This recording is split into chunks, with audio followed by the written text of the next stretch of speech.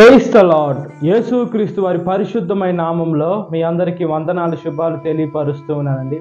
యెషయా గ్రంథం 43వ అధ్యాయం 19వ వచనం, నేను అరణ్యంలో త్రోవ కలుగు చేయుచున్నాను, ఎడారిలో నదులు పారజేయుచున్నాను అని దేవుని వాక్యము సెలవిస్తుందండి. దేవుడు అరణ్యంలో కూడా నీళ్లుని పుట్టిస్తాను, త్రోవ కలుగు చేస్తాను దేవుని వాక్యం సెలవిస్తుంది. ఎడారి అంటే అక్కడ సూర్యుడు వేడి ఎక్కువ ఉంటుంది. అలాంటి ప్రదేశంలో నీళ్ళు అనేటివి దొరకవండి. మనం భ్రమపడుతూ ఉంటాం అక్కడ నీళ్ళు ఉన్నాయేమో అని. అయితే దేవుడు అలాంటి పరిస్థితుల్లో కూడా నీళ్లు దయచేస్తానని దేవుని వాక్యం సెలవిస్తుంది. అడవిలో మనకి ఎటువైపు వెళ్ళాలో మనకు తెలియదు, ఏ వైపు వెళ్తే మనము గమ్యానికి చేరుతామో తెలియదు, అయినా కూడా అక్కడ మనకి దారి చూపిస్తారని దేవుని వాక్యం సెలవిస్తుందండి. దేవుడు మనతో ఉండి మనల్ని నడిపించేది మనకు అవసరం, కానీ ఈ లోకంలో మనుషులుండి మనల్ని నడిపించేది మనకి అనవసరం అండి. మనుషులు ఎంతవరకు నడిపిస్తారు, ఎక్కడికి నడిపిస్తారంటే మనుషులు నరకంలోకి నడిపిస్తారు, పాతాళము కటిక చీకటిలోకి నడిపిస్తారు, అంతవరకు నడిపిస్తారు. దేవుడు ఎక్కడ వరకు నడిపిస్తారంటే పరలోకానికి నడిపిస్తారు. ఆయన మార్గంలో మనం నడిపించేదానికి దేవుడు మనకు సహాయం చేస్తాడు.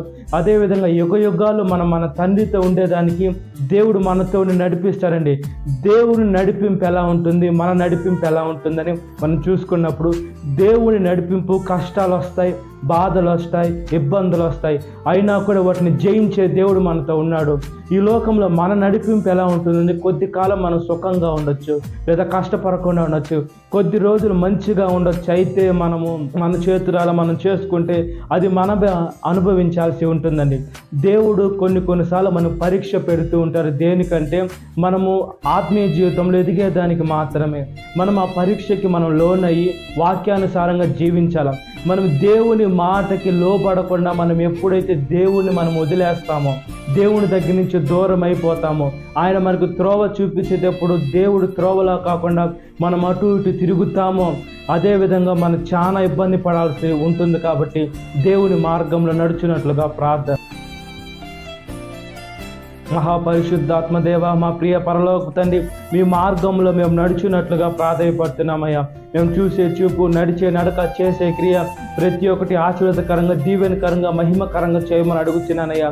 మేము నడవాలా ఎక్కడికంటే ఈ లోకంలో ఉన్నటువంటి స్థలాలకి, పొలాలకి, ఈ లోకంలో ఉన్నటువంటి దేశాలకి కాదు, ఎంతవరకు అంటే అంతవరకే. మా మనసులో ఏముండాలంటే పరలోకానికి రావాలా, మీతో ఉండాలా, మీతో యుగ యుగాలు గడపాలా, నా తండ్రితో నేను ఉండాలి అని మా మనసు కోరుకోవాలి. కానీ ఈ లోకంలో మనుషులతో ఉండాలా, లేదా ఈ లోకంలో అంతా నాకు ఉండాలని మేము ఎప్పుడైతే మేము కోరుకుంటామో, నాశనానికి ముందు గర్వం వస్తుంది. ఆ గర్వము మమ్మల్ని అమాంతంగా సాతాను ద్వారా మింగేపిస్తుందయ్యా. ఒకసారి జ్ఞాపకం చేసుకోండి. త్రోవ లేని దగ్గర త్రోవనిచ్చేటువంటి దేవుడిని మేము విశ్వసించాలయ్యా. అదేవిధంగా ఎడారిలో నీళ్లు ఉపకజేసేటువంటి దేవుడిని మేము విశ్వసించాలి. ఒకసారి జ్ఞాపకం చేసుకోమని అడుగుతున్నాం. చూసే చూపు, నడిచే నడక, చేసే క్రియ ప్రతి ఒక్కటి ఆశీర్వాదకరంగా, దీవెనకరంగా, మహిమకరంగా చేయమని అడుగుతున్నాం. సాతాను శోధన ప్రతి ఒక్క బిడ్డను విడుదల దయచేయండి. ఈ వాక్యం విసిన ప్రతి ఒక్క బిడ్డని పేరు వస్తున్న జ్ఞాపకం చేసుకోండి. ఏదైనా కాలపు దీవెన నింపమని నజరేయుడైన యేసుక్రీస్తు వారి పరిశుద్ధమైన నామములో మిక్కిలి మేము అడుగుతున్నాను నా పరలోక తండ్రి, amen. Praise the Lord. God bless you. Have a great day.